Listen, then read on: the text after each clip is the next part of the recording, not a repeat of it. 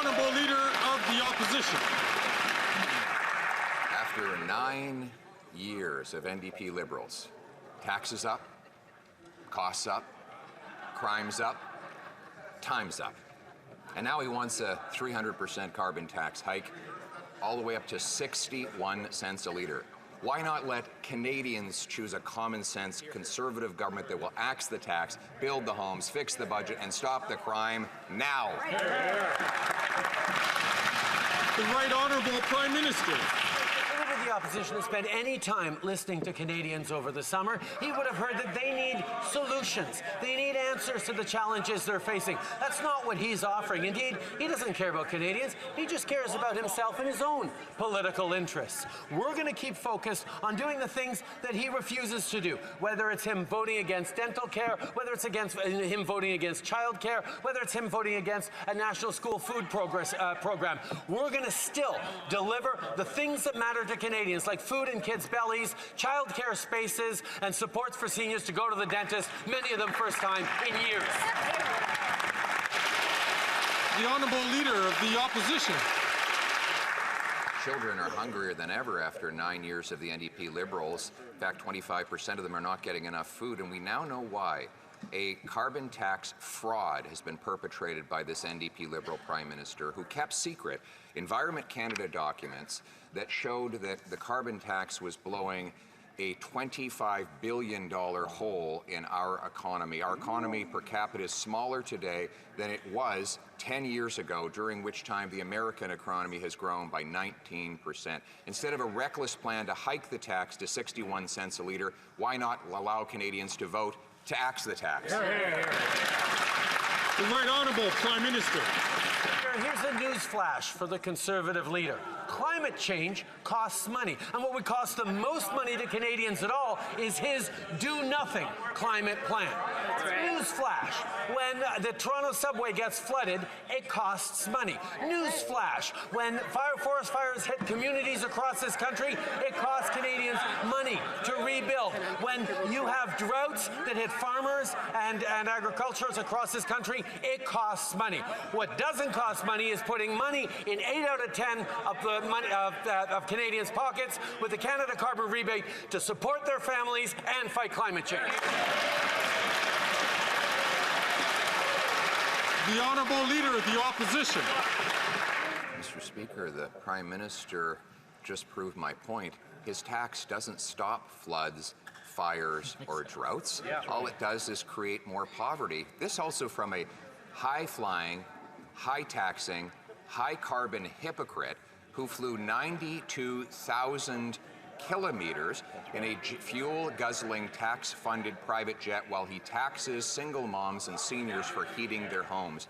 Now, carbon tax Carney wants him to put the tax back on home heating oil. Will he reject carbon tax Carney and instead allow Canadians to choose to axe the tax? Just want to remind all members, and to do so early, to be very mindful of their language that they use in referring to other members in this House. The Right Honourable Prime Minister.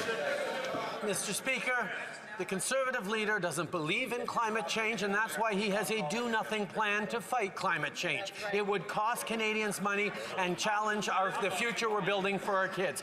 Our plan, with the Canada carbon rebate, puts more dollars in 8 out of 10 Canadians' pockets right across the country, supports the middle class and people working hard to join it, while delivering the kinds of investments that are going to grow our economy and reduce emissions at the same time. This is a responsible climate plan that fights climate change and supports Canadians. He wants to do nothing. He wants to hurt Canadians.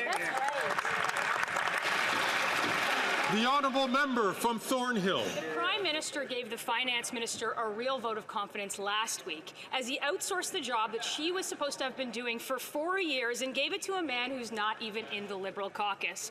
First, the Prime Minister tried to fire her in the newspaper, and now she's being shoved aside for carbon tax Carney, a man focused on his own profits and his own corporate interests, who was brought in to serve as the de facto Finance Minister. She's lost her job responsibilities. She's lost her credibility. How long will the Phantom Finance Minister endure this humiliation? The Honourable Deputy Prime Minister and Minister of Finance.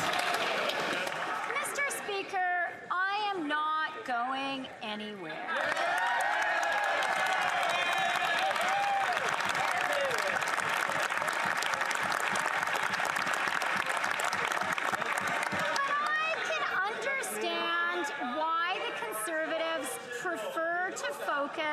On personal mudslinging and attacks rather than to actually talk about the economy. They don't want to talk about inflation because it's been down in the target range for 7 months in a row. They don't want to talk about interest rates down 3 times in a row. All they can do is insult people. The honourable member from Thornhill. Who's going to tell her? She just got a demotion, and he hired a guy that's not even elected to do her job. Does anyone believe that carbon tax Carney is going to tell the Prime Minister how to help a family afford groceries as the loudest cheerleader for carbon taxes ever? If the Finance Minister isn't completely humiliated by now, can she explain why Canadians should trust a man who is the #1 supporter of higher taxes to do her job? The Honourable Deputy Prime Minister and Minister of Finance. Mr. Speaker, we are seeing more clearly than ever that the only thing the Conservatives know how to do is to level personal attacks and personal denigration. They do not care about Canadians, and now they're scared about the facts of our economy. So let me tell you some facts. Inflation in the target range for 7 months in a row. Interest rates down 3 times in a row, and the IMF says we'll have the strongest economic growth in the G7. Calgary, Forest Lawn. After 9 years of this Liberal NDP government, taxes up, costs up, crimes up, times up.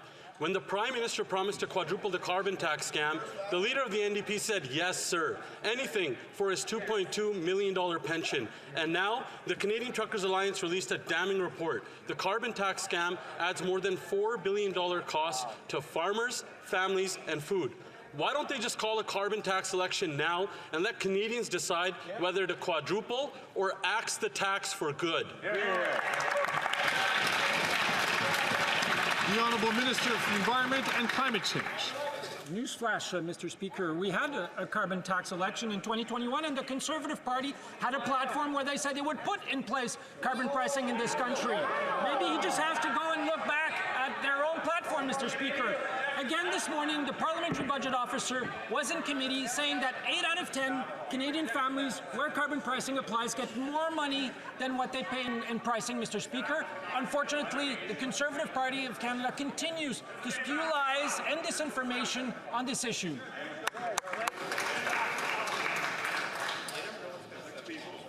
The honourable member from Calgary, Forest Lawn. The PBO proved that orange jumpsuit, handcuff-wearing minister is lying when he said that more Canadians pay into this.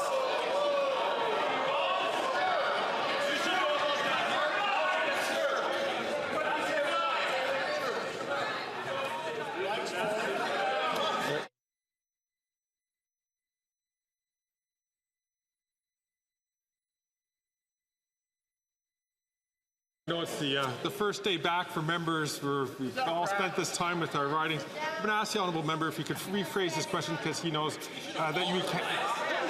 I'm going to ask him to.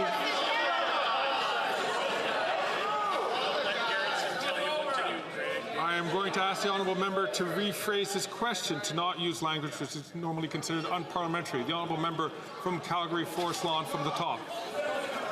What this orange jumpsuit wearing, handcuff loving minister doesn't understand is that the PBO proved Canadians pay more into this scam than what they get back. And it's done nothing to stop a single forest fire or flood. It's a scam and nothing else. And the leader of the NDP continues to prop this carbon tax scam up so he can get his $2.2 million pension. That's why he voted in favor of it 24 times. Call a carbon tax election now so Canadians can axe the tax and kick this carbon tax costly coalition to the curb.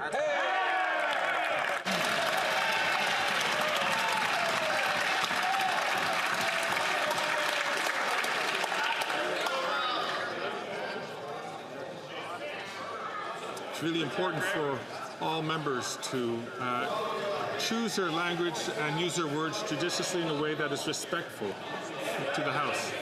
The Honourable Government House Leader. Thank you, Mr. Speaker. And Mr. Speaker, that kind of language from the member opposite is totally inappropriate. And quite frankly, Canadians deserve better. But it's what we've come to expect from the Conservative leader and his caucus, who would prefer. Outside the House, right?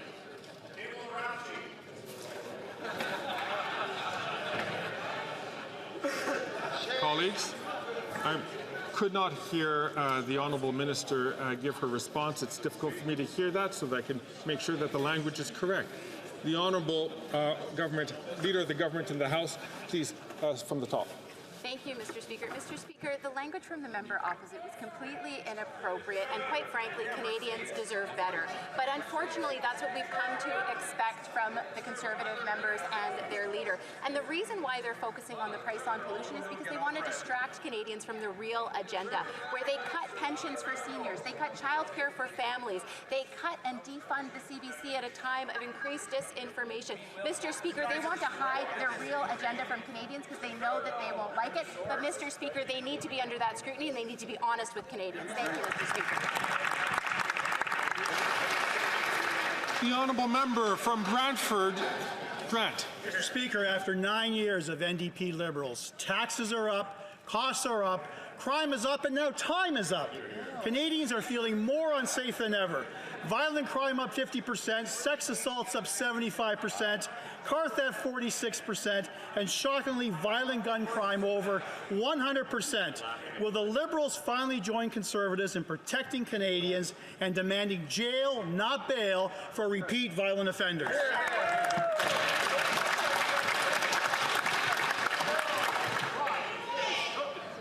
The Honourable Minister of Justice and Attorney General for Canada.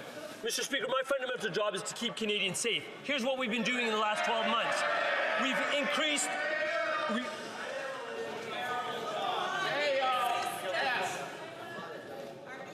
Colleagues, I would appreciate being able to hear the Honourable Member's response. The Honourable Minister of Justice and Attorney General for Canada, from the top, please. Mr. Speaker, my fundamental job is to keep Canadians safe. Here's what I've been doing the last 12 months. I proposed new offences for money laundering. The Conservatives voted against. I've increased the penalties for violent carjackings. The Conservatives voted against. I and my colleague, the Minister of Public Safety, have put $160 million to aid the CBSA and law enforcement in detecting and stopping car thefts. Car thefts are down 17% over the last 6 months compared to last year. There's still more work to do. We're going to continue to do that work. While the Conservatives shout slogans, we are going to keep Canadians safe.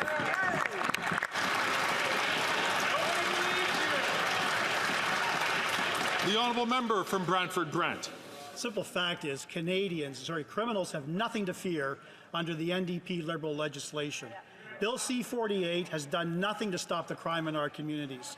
Instead of listening to premiers and law enforcement who have called for bail reform, the Justice Minister pretends that C-48 is a success. Mr. Speaker, it's an abject failure. When will the ministers stop protecting criminals, start standing up for victims by reversing their catch and release policies? The Honourable Minister of Justice and Attorney General. Mr. Speaker, I spent the summer listening to victims, and what they talked to me about is intelligent policies and approaches to crime. What we did is pass in this chamber, thankfully with unanimous support, bail reform. The job is now on the provinces to ensure that that bail reform bears fruit. What am I talking about, Mr. Speaker? The people that decide bail decisions are justices of the peace and primarily provincial court judges appointed at the provincial level. The people that appeal bail decisions, such as my colleague in his former capacity, are provincial crown attorneys who are under the direction of provincial premiers and provincial attorneys general. When there's not enough jail space to keep people in jail who don't deserve bail, that's a provincial responsibility.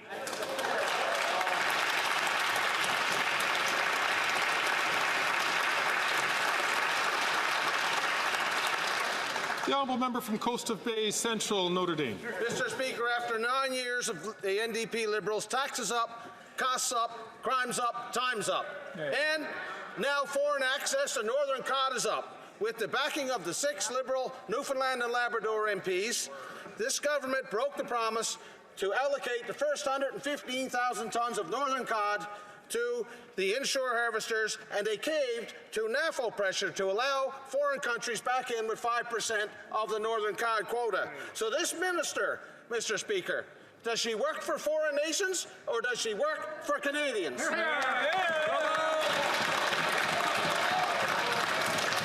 The